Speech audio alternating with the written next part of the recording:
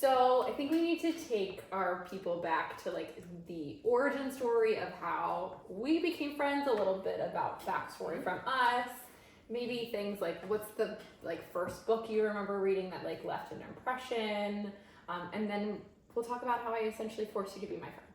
Yes, that's very accurate. It's an important part of the story. Yeah.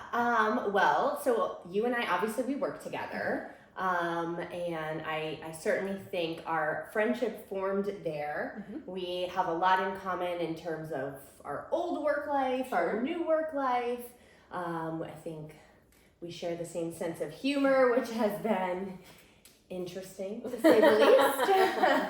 But yeah, I think I've always been a reader personally, but and I have read some spicy novels unknowingly. Oh, okay. You know, that they were actually spicy. And this was, you know, post-teenage Twilight days. Yeah. Because I think that was a moment for almost everybody. Your first, like, test of waters. And I remember, I mean, Twilight's a really good example of that. Like, I remember moms reading the books ahead of time because there were, like, rumors that there was, like, a spicy scene. And I don't recall now. No. But I don't think there was any spice at all. I think there was like a sex scene in their honeymoon. You know, I've read so much now that I think, was that really right? Your literary level of... Yeah. What I consider to be a sex scene these days is a little different than... If there's nobody being tied up, then I'm not. Yeah, if we haven't used explicit language, then I don't know that I consider it a true sex scene. But, I mean, I did go through the 50 Shades era, which is like a journey in itself. You've got books, you've got movies, you've got like the whole to-do. Yeah. I also read the After series. Okay. Which is the most toxic relationship you've ever... And we'll get into that during all of our major blush moments. Very toxic. Great book. Don't recommend maybe for the younger. Thinking that this is a caliber of relationship. Yeah, but also very, very spicy. Little did I know when you recommended your first spicy novel to me, it's nothing in comparison to that, which we'll obviously talk about, but it was spicy for its time. Yeah, I remember, like, I was also always a reader. I actually, when I was like in elementary or middle school, had to do like a reading comprehension thing. Mm-hmm. And I think instead of me rejecting that as like a class that I had to take because I wasn't doing well in school, I just like jumped into reading. I don't think I really started reading spicy though until like the pandemic, where I went through like all of the Chelsea Handler books and all like the pop culture books, and then like ended up with a recommendation on TikTok and was like, whoa, oh my gosh, and then like jumped on in. Yeah, I think TikTok will do that to you. Yeah, it just is like, we recommend this book. I'm like, ooh, peppers? Is it a healthy book? Nope. It's not a chopped salad. And the pepper scale is something that I know we'll have a discussion about. And it's highly subjective. Yeah, my peppers are different than your peppers. That's certainly for sure. It's like, you're like, oh, salsa. And I'm like, habanero, death defying. Yeah, I think you're a little bit of a Carolina Reaper. I'm a little bit more of like a, Hellman's jarred jalapeno pickled. Wow, there was really no tempering. We joke a lot about the idea of like semi-non-consensual. Oh, it's my favorite word ever. Because a lot of times when we read these books, no matter if they're like the darkest of dark or like a nice little rom-com, there's always a level of like, this is semi-non-consensual. Yeah, I think the ladies in these novels sometimes don't always agree, and their inner monologue agrees, but their physical being doesn't always agree. Yeah. And it's definitely interesting because I think about myself in these situations, and I'm like, I don't know that I would consent to this. And I think that has a great pivot to our friendship and me essentially forcing you to be my friend. So at work, Arielle had started our company before me, and I was like bright-eyed and bushy-tailed, and she very directly was like, well, this is how it is. Like, this is what's going on here. Here are the dynamics within the company. And I was like, oh, okay. I think we have a different recollection, I think. Oh, no. I feel like I was just giving you the honesty, giving it to you straight. I think I was very welcoming. I didn't say you weren't welcoming. I just was... Yeah, and... Yeah. But I did have to force myself to be your friend. It was a long burn. I think it was more of a proximity relationship. The closer I got, the easier it became. Yeah, so because when you started, you were remote, and I was in the office. So I think there was like a natural distance between us that I was fond of at the time, and I appreciated.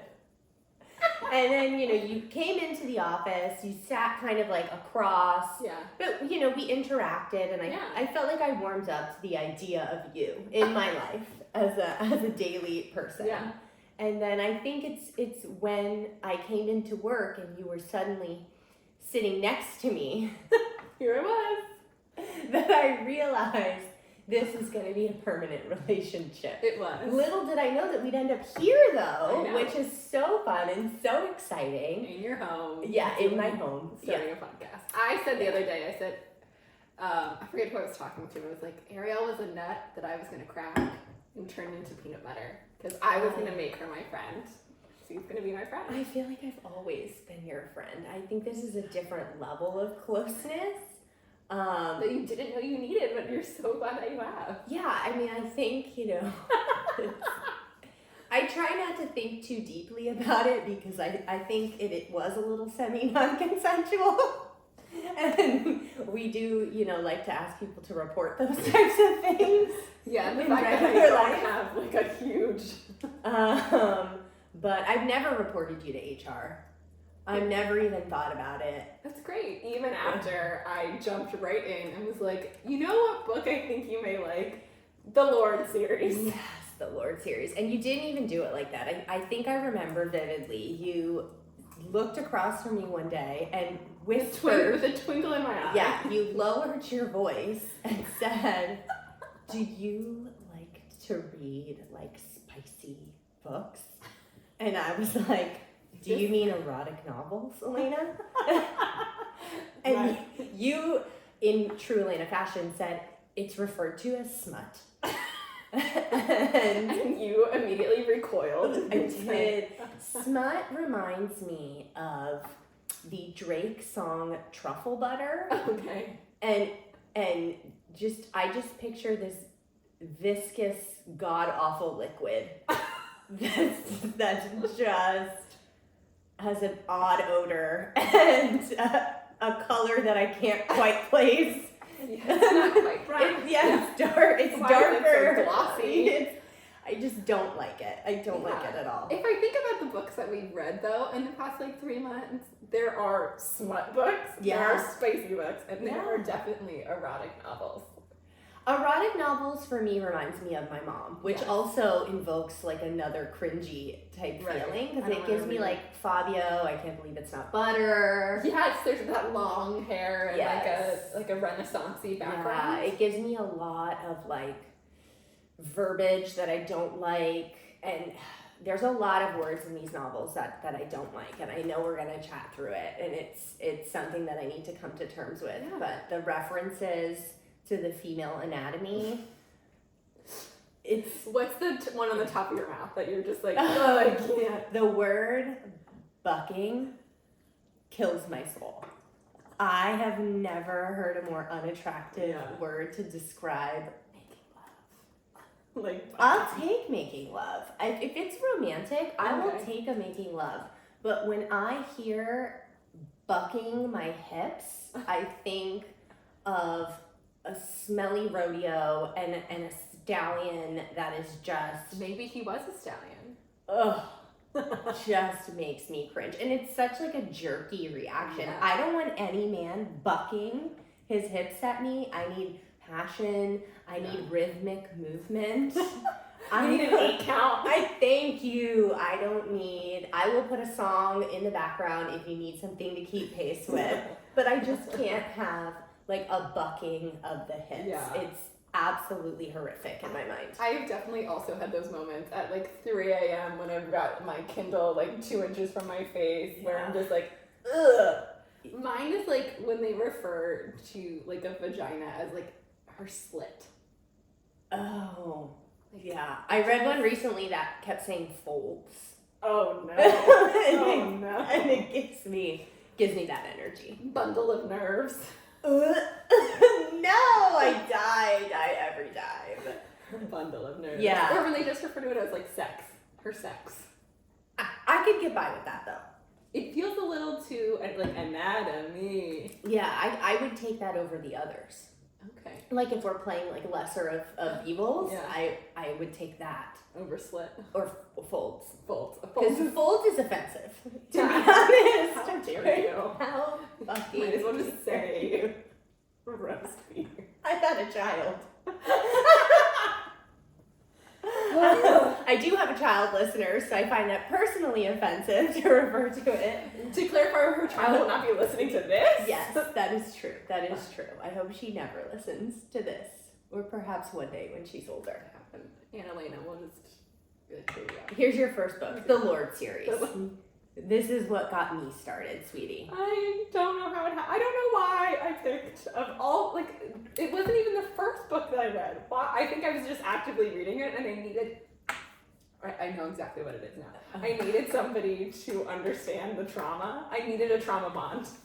Ooh, and a trauma bond it was. Because I don't even think I was like, and it's like real rough. Or like there was no trigger. Like I gave you no trigger warning. I just said you should check this out. Yeah, you did. And I think I texted you multiple times through the series being like, what in the actual fuck do you have me? I'm surprised that your husband let me in this house. He was concerned at first. Yeah. He was. It's definitely transformed our relationship in ways I'm sure we'll discuss at some point, but he was a little concerned because it's essentially like softcore porn in my mind. The Lord series specifically? Yeah. I mean, I think in general some of these books are, which is interesting if you like delve into it. I feel like I keep it pretty light, and you and I laugh and we chat and we have these like, you know, if you think about these in real life, like would these stories even like make sense or work? And I don't. Yeah. It's just, Yes, I don't know. 100%. Especially the Lord series. I was like, none of these bitches are going to class. The line at the Women's Center is got to be out the door. No, I don't think it is, because I think they are not telling anybody what's going on. So I think all, like half of the population of this campus is just like walking around with a UTI. No one's peeing. Oh, yeah, that's something to be, yeah. I never thought about the UTIs, honestly. Yeah, because there's not a glass, not a drop of water to be found anywhere. No, but in none of these books are these people eating, which is another thing in itself. Yeah. None of them are going to the bathroom. None of them have tummy troubles, which I feel like is a very real thing. None of them, do any type of outside activity. There's not a lot of food in sight. No. Nobody's stretching. There's a lot of aftercare. We love a bath. We love a soaking bath. Do you though? No. I don't want to take a bath with anyone. No. Alone. I'll take a bath alone and like close the door and leave me alone. But like, I don't want to bathe with someone. No. I had a dude I used to mess with, and he rented a hotel for us one time, and he rented a hotel and it had this like huge bath, and he had some other things that he was interested in that I was so young at the time. But he did indeed enjoy a bath, and I think I did it once, and I was like, this isn't a vibe for me. Yeah. Dave and I did the bath after we got engaged, and then I was like, yeah, I'm done. Yeah, I don't. I I prefer a shower personally. Okay, yeah. I love a shower with a seat. A bench? Love Yeah, it. yeah, a bench. I could deal with like a built-in bench. Mm-hmm. Not so much in like a hotel, because I don't always find them to be the cleanest. And again, if we're considering UTIs, it's something to take into consideration. But But I could get down with the bench situation. The bath, not so much. And I'm also like 6 feet tall. Like, it's like 2 behemoths in a cup of water. You need to like break into like Shaq's house. To, like, to have like the perfectly proportions. Yes. Or I could do like a hot tub, but even that in itself breeds a whole another level of bacteria. But I need the space of a hot tub. I need that type of freedom of movement. Yes. And I just can't be confined. So tell me about the moment where you went from, oh my God, I need to move my desk immediately. I can no longer sit next to this girl because she recommended these books to me. To, let's make a podcast about it. Well, I think although the Lord series was a real rip of the Band-Aid into the spicy novel genre, there were some like great other books along the way. And I think if you remember, I didn't even have Kindle Unlimited. Yeah. I was illegally downloading these on my phone, and I am not ashamed, but I was just reading all these different ones that you had recommended, and then I kind of like found my own along the way and stuff. So I think I just really enjoyed them. I think they're fun. Mm-hmm. I think some of them have better stories than others. There's plots and then there's like plots, you know? Yeah, so how did it turn into the pod? I don't know. This was your idea. I mean, well, if it goes well, it's my idea. If it goes bad, it's yours. But I think, you know what, we had so many amazing conversations just at our desk every morning, or, you know, I know, you know, viewers, we get there earlier than everybody else. We're that type of office worker. So we have a good like 45 minutes in the morning. Sure. I feel like we just had such natural, fun, exciting chats. Mm-hmm. And I don't think anybody else was really doing that. Like, I love book talk and I love what's going on Instagram, but it's always these like super quick sort of reviews. And I think our conversations were just going in different places, and we had so much to chat about that I think naturally it just kind of led to kind of doing this. Yeah. So. Yeah, I'm really excited about it. I think that it's an evolving genre that people are really excited about and they're hungry for. I mean, it's all like on Kindle Unlimited in terms of like so much stuff to like digest that it's kind of a why not. And you're right, we have had, it's just so nice to like finally like make friends at work. Mm-hmm. I think it's so tough, like once you're out of like that typical like friend making age. Yeah. Mm-hmm. That you're like, oh, once you find somebody that like you align with and that you can talk about like the weirdest things. Yeah. It's so nice to not talk about work. Because like I talk about work for 8 hours a day, then I come home and then my husband wants to talk about his work, and I'm like, I am over it. Like let me dive into this like weird world, whether it's the Lords or the Lake series or whatever it is, and just like have a little bit of fun and a little bit of an escape from like the monotonous like everyday. Yeah, and I think there's something in books too, to me, that I enjoy more than a show. Mm. Like, there definitely are some great shows out there, and I love a good binge watch, but I just find the world that's like created in a book. Yeah. Maybe because I'm like more in control, right? Like, I don't know if it's like you describe a character, but in my mind, like I'm filling in all the details, so it's exactly the way that like I envision it. But I appreciate that and that kind of like escapism a little bit more than like sitting down and watching Real Housewives. Like I can only do that so much. It's like unlocks like imagination again. Yeah. In like a very graphic way, but it's, if I think about some of the characters in the Lord series, I'm like, oh no, this is Sydney Sweeney. Like you cannot convince me otherwise that in my head that this isn't this person. For which one? Ellington? Oh, yeah, it's giving Euphoria. Sydney Sweeney Euphoria. Yeah, that's a good one, actually. So, I don't know that I think that much about who would be cast, but maybe I should put some thought into it. Because some of these books would be great movies. Not so much The Lords. No. Because It'd be like a Max After Dark. Yeah, because I think we saw with like a 50 Shades, it just did not necessarily translate the same. For me personally. And then also I think that I think the 50 Shades series also leans so stereotypical in the BDSM community, where like it's really not about that. Like there was no respect of power between Anastasia and Gray, whatever his name is. Like I didn't even read them. Yeah. It was just him. I think it was a little cliche. I think it was just a little cheesy. Yeah. And I think in the movies it came off cheesy.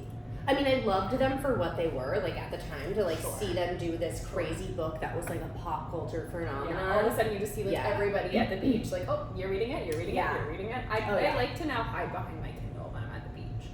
Reading the most vulgar stuff with my Kindle. And with, like, my brother-in-law and his dog. No! The Kindle is a game changer, because I just got my Kindle, and I will never go back to the illegally downloaded iPhone books. I'm so proud of you. Thank you so much. Such a character. Will not. And I also almost don't feel like I could go back to a hardcover book, which I know is a controversial topic. Yeah. You know, I just feel like I'm a Kindle person. I throw it in my bag, I take it to the park. I can't confirm or deny if I've taken it into work a time or two, but to read on my lunch break only. But like, I just like it. It's portable. Nobody knows what I'm reading. Right. It's like fast. Yeah. I just prefer it. The only time that I have like a hard book is when I'm like traveling, like on a plane. Because in case it dies, I like to have a backup because there's nothing worse than like raw dogging of like a 7-hour flight. Yeah, that's pretty brutal. Can't you just bring a charger? Yeah, but what if I just like the option? What if? Okay. You know, what if? I'm not judging. You're not? Who am I to judge? Who are you to judge? Who am I to judge? So for you, who is like our MYB listener? Like who are the people that like you want to like listen into like this girl talk, and where do you hope this lands? Oh my gosh. I think it's like versions of us. I think it's I hate to put an age on it because I think that the women loving these books and even men loving these books. Generation. Yeah, I think it's, you know, early 20s, mid 20s, 30s, 40s. I think it like cuts across everything. Yeah. I think our listeners are people who just love this genre for what it is. Mm-hmm. Maybe they It's not going to win a Pulitzer. No. But yeah, like, and we know that, right? And it is what it is. We love them. We love the stories. We love the drama. We love the spice. We know that it's fantasy, but also I think it's really fun and exciting to talk about how these romances are really going to translate into reality, because there's so many things that are the tropes that they cover. You know, we talk about semi-non-consensual, which actually could be like a really serious conversation. There's a lot of things happening in these books that I think if they were to happen in real life, they would not be okay, or like as a woman I would not be comfortable with them. And I think it's just interesting dialogue, like, to have, you know? Yeah, because I think sometimes the things that I read or am most intrigued about on paper are the things that like I would never ever even have a second thought of settling for in real life. Absolutely. So how do you separate that? I think is what I'm also really excited about, because we've like dove into like 20 plus options of topics that we can talk about. So I think what our listeners will see and experience is going to be a little bit of both. You know, we're going to jump into hopefully some of your favorites. Hopefully we'll introduce you to some new favorites.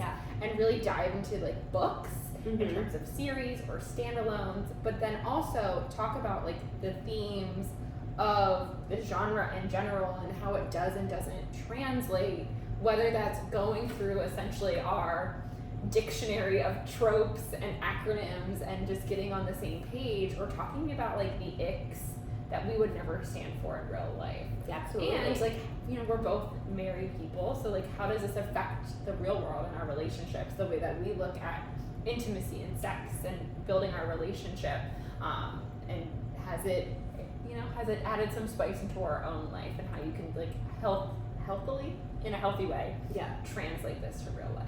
Yeah, absolutely. I think you kind of like hit the nail on the head. I think it's all those things. I think it's just having a dialogue about this movement, essentially, because it's huge. It's all over the internet. It is everywhere. It's so popular, and I think it's worth sort of just like delving into. You know, we delve into these worlds so much. Like, let's have some real conversations about them. Yeah, because while maybe the Lords wasn't the best choice of me dragging you into this. Yeah. I think that's what I was essentially looking for, is like camaraderie and someone that like could talk about this with me, that felt like safe enough, and like a person that like I wanted to talk to about this, because I think they would think it was just as ridiculous, just as sexy, just as wild as I do. And that's so true, because I see all these memes and things online where people are like, oh, I don't want to tell my friends that I'm reading romance novels. So I think naturally, like, you do want to talk about it, but it's hard to find people because you don't want them to like judge or think like, what are you reading? You know what I mean?